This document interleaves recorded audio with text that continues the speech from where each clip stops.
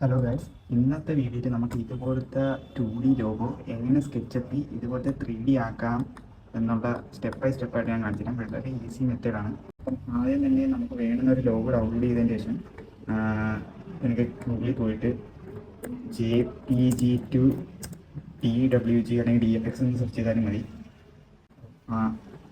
അപ്പം കൺവെർട്ട് ഈ ഒരു വെബ്സൈറ്റ് ഉണ്ടോ, ഈ ഒരു വെബ്സൈറ്റിൽ കയറണം.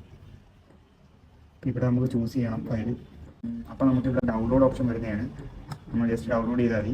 ഇനി നമുക്ക് നേരെ നമ്മൾ സ്കെച്ചപ്പ് ഓപ്പൺ ചെയ്യാം. ഓക്കെ, സ്കെച്ചപ്പ് ഓപ്പൺ ചെയ്ത് സ്കെച്ചപ്പിനകത്ത് നമ്മൾ ഫയൽസിൽ പോയി ഇമ്പോർട്ടിനകത്ത് ക്ലിക്ക് ചെയ്തിട്ട് നമ്മൾ ഡൗൺലോഡ് ചെയ്ത് വെച്ച ക്യാറ്റ് ഫയൽ ജസ്റ്റ് ഇമ്പോർട്ട് ചെയ്യുക. ഇത് 3Dയിലോട്ടാക്കാൻ വേണ്ടി നമുക്കൊരു പ്ലഗിങ്ങിൻ്റെ ആവശ്യമുണ്ട്. പ്ലഗിങ്ങിൻ്റെ പേര് ഫേസ് അപ്പ് എന്നാണ്.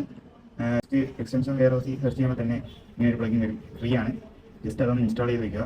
നമ്മൾ ചെയ്യേണ്ടതെന്ന് വെച്ചാൽ ഈ ക്യാറ്റ് ഫയൽ ഒന്ന് ഡബിൾ ക്ലിക്ക് ചെയ്യുക, എന്നിട്ട് Ctrl+A ക്ലിക്ക് ചെയ്യുക.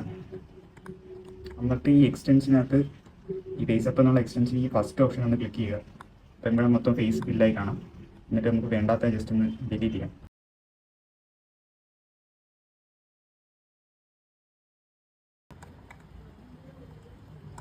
അപ്പോൾ നമ്മുടെ ലോഗോ ഇവിടെ 3Dയിലോട്ടായിട്ടുണ്ട്.